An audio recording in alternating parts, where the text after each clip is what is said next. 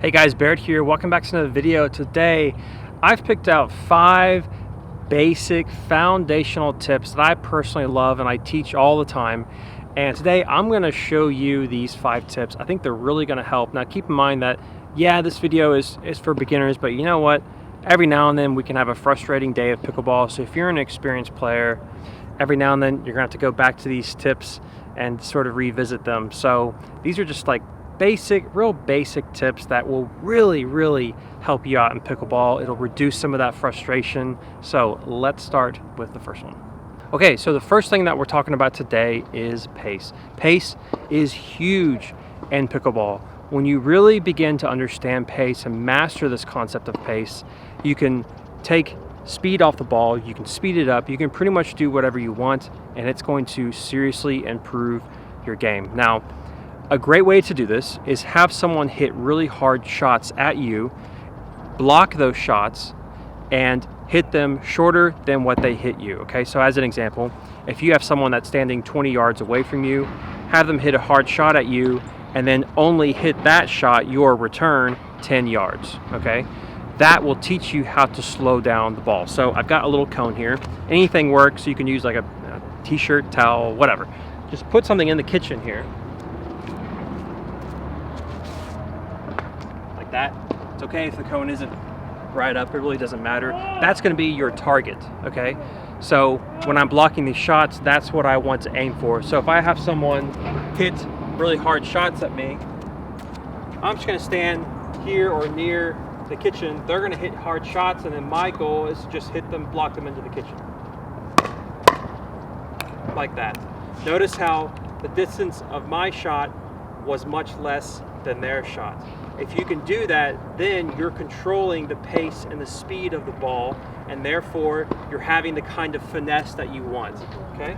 So just keep doing this.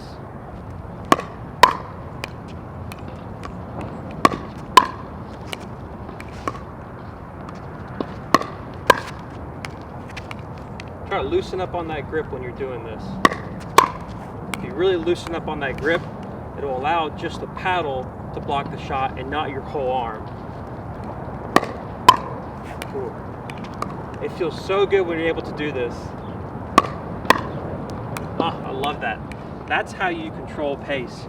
Learn to hit your block shots shorter than what they're hitting you, and practice it in drills and so on. That'll help you to control the pace of the ball and therefore control the point, and then you're more likely to win the match. All right, the next thing, number 2, is to develop your swing. Now notice how I said your swing. I can sit here all day and tell you what to do, but in the end, it's your body, it's your swing. However, I can show you some principles. As an example, one thing that can really help in a swing is to have a very defined backswing and a very defined follow through. This ensures that if you're doing something like a third shot drive or even a nice return serve or anything like that, you're going to have the kind of acceleration that you need coming through the ball. It's really interesting.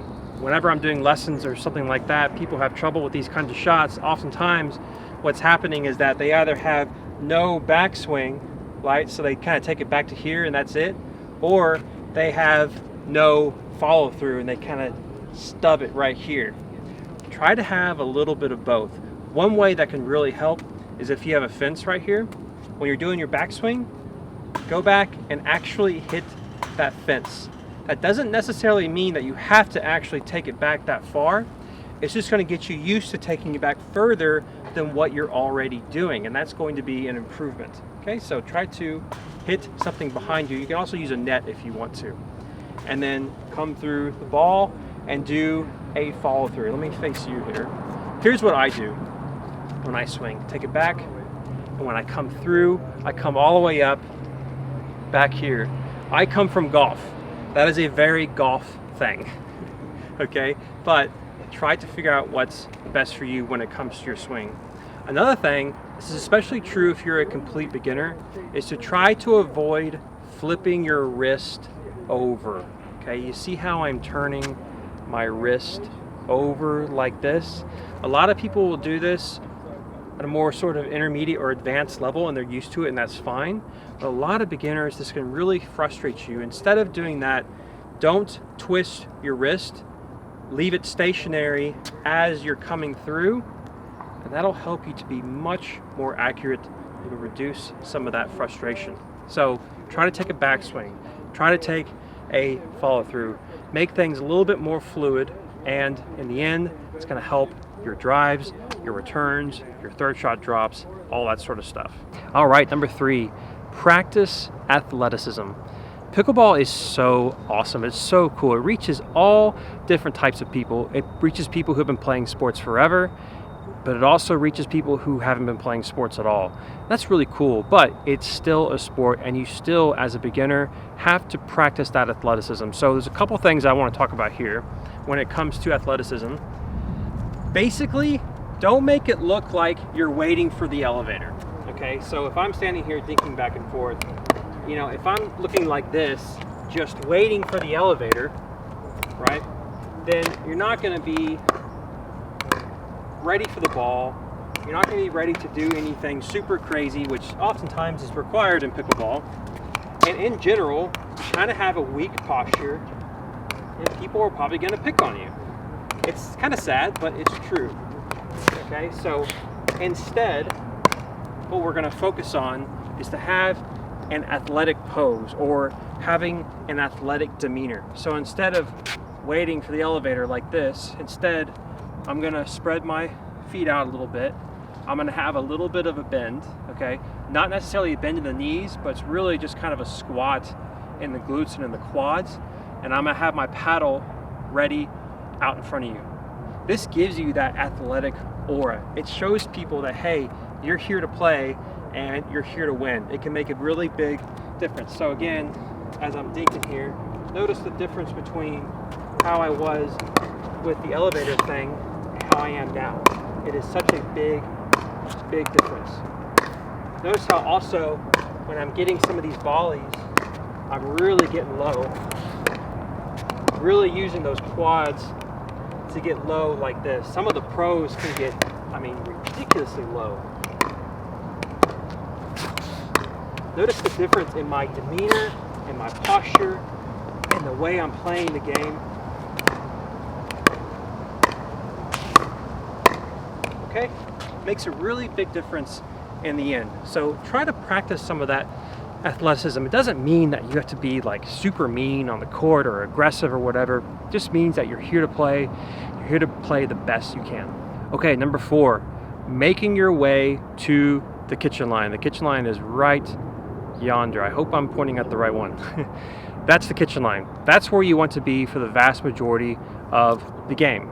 The thing is that a lot of beginners, understandably, especially beginning tennis players, tend to hang out at the baseline of the court. There's many problems with that I can't go into in this video because it's kind of complicated.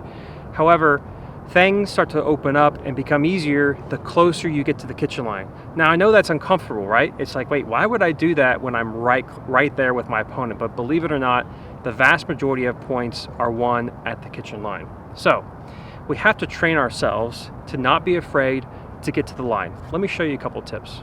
Okay, so instead of being defensive and instead of being kind of timid back at the baseline, I'm going to force myself to be so-called aggressive by moving my way up towards the net. Let me show you kind of what it looks like. Okay, so I'm basically doing the third shot drop, which is a soft little shot that lands in the kitchen. So the thing about it though is that when you hit the shot, you want to make your way towards the kitchen line, like what I'm doing right now. It cuts off angles. It allows you to volley balls since they can go higher at this point in the court, among many other things. So force yourself to move forward whenever you make that shot. And go forward. And that's it. If you can do that successfully in 1 or 2 shots, you're in really good shape. Hit it over, then make your way to the kitchen line. And you can do that over and over and over again, and it's going to get you used to breaking that habit.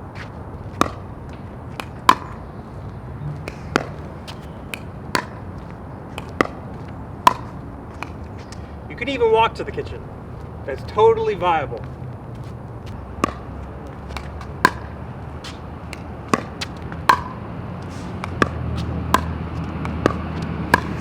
Notice how I just walked to the kitchen.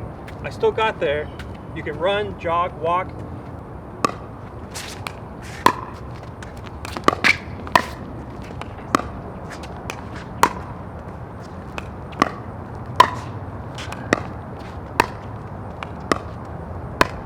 Okay, number 5, find your tribe. Pickleball is really social. It's a very social sport. And I talk to people quite often that are frustrated with pickleball, they're frustrated with where they are.